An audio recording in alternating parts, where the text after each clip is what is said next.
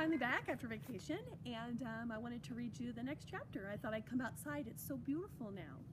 So chapter 6, this is A Long Walk to Water, and in chapter 6, Nia found out that her mother hated going to that lake because they were always worried there was going to be a fight with the Dinkas, and they're newer people, so they have like a big problem together, and she never knew that before. But now she's getting older and she understands more of her mother's worries. Salva, his uncle caught that caught that animal, and they all ate so much meat they just got sick from it. And but the worst part about chapter 6 was that unfortunately his friend Mariel was eaten by a lion. So that was quite shocking and unfortunate. So chapter 7. Southern Sudan, 2008. Nia sat on the floor. She reached out and took her little sister's hand. Akir did not seem to notice. She lay curled on her side, hardly moving, silent except for an occasional whimper. Her silence frightened Nia. Only 2 days earlier, Akir had complained noisily and at length about the pains in her stomach. Nia had been annoyed by all the whining. Now she felt guilty, for she could see that her sister no longer had enough strength to complain. Nia knew many people who suffered from the same illness, first cramps and stomach ache, then diarrhea, sometimes fever too. Most of the adults and older children who fell ill recovered at least enough to work again, although they might continue to suffer off and on for years. For the elderly and for small children, the illness could be dangerous. Unable to hold anything in their systems, many of them starved to death, even with food right in front of them. Nia's uncle, the chief of their village, knew of a medical clinic a few days' walk away.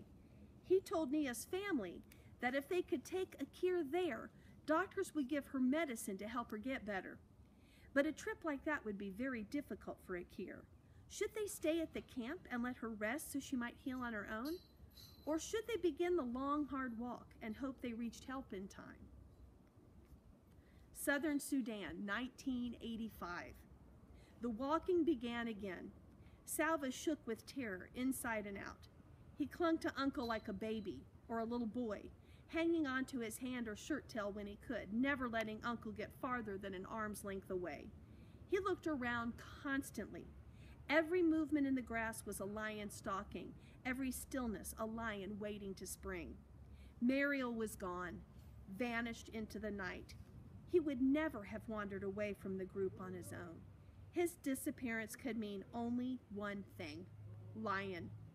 A lion had been hungry enough to approach the group as they slept. A few men had been keeping watch, but in the dark of night, with the wind rippling through the long grass, the lion could easily have crept close without being seen. It had sought out prey that was small and motionless, Mariel sleeping, and it had taken him away, leaving only a few splotches of blood near the path. If it hadn't been for Uncle, Salva might have gone crazy with fear. Uncle spoke to him all morning in a steady, low voice. "Salva, I have a gun. I will shoot any lion that comes near. Salva, I will stay awake tonight and keep watch. Salva, we will soon be out of lion country. Everything will be all right."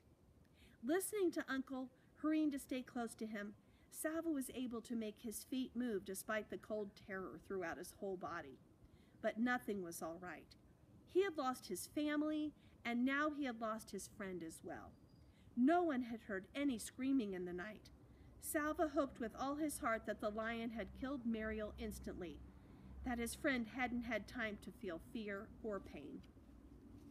The landscape grew greener. The air smelled of water. "The Nile," Uncle said. "We will soon come to the Nile River and cross to the other side." The Nile, the longest river in the world, the mother of all life in Sudan. Uncle explained that they would come to the river at one of its broadest stretches. "It will not even look like a river. It will look like a big lake. We will spend a long time crossing to the other side." "And what is on the other side?" Salva whispered, still fearful. "Desert," Uncle answered, "and after that, Ethiopia." Salva's eyes filled with tears. Mariel had been right about Ethiopia. How I wish he were here so I could tell him I was wrong. Salva stood on the bank of the Nile. Here, as Uncle had said, the river formed a big lake. The group would cross the Nile in boats, Uncle said.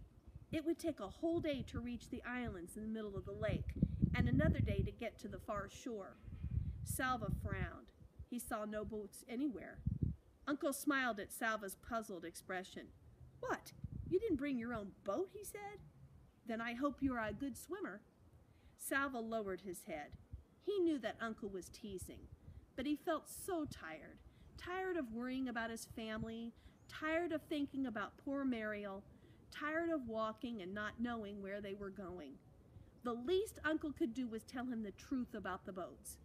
Uncle put his arm around Salva's shoulders. "You'll see. We have a lot of work to do." Salva staggered forward, and yet another enormous load of reeds in his arms. Everyone was busy. Some people were cutting down the tall papyrus grass by the water's edge. Others, like Salva, gathered up the cut stalks and took them to the boat builders. Among the group were a few people whose home villages had been near rivers or lakes. They knew how to tie the reeds together and weave them cleverly to form shallow canoes. Everyone worked quickly, although there was no way of knowing whether they had to hurry or not, no way of knowing how near the war was.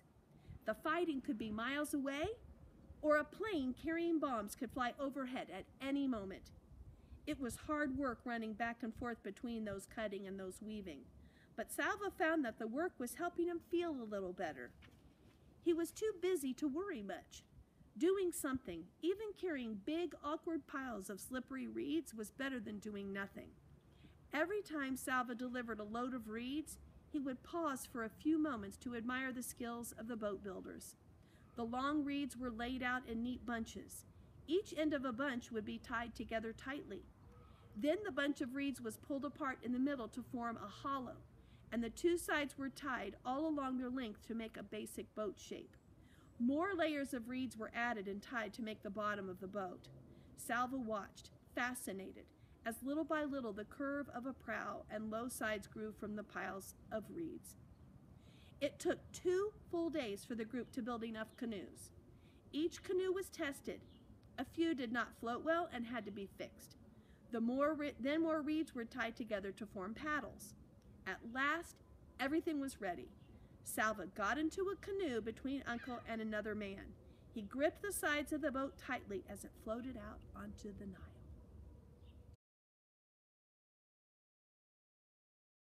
Moment and show you some pictures of what a reed canoe would look like. Here's one that's built, and then here's a kid in a canoe with the paddle. See, he's on the Nile River, and that's what Salva and his group were doing. Here's a picture of a guy building a boat.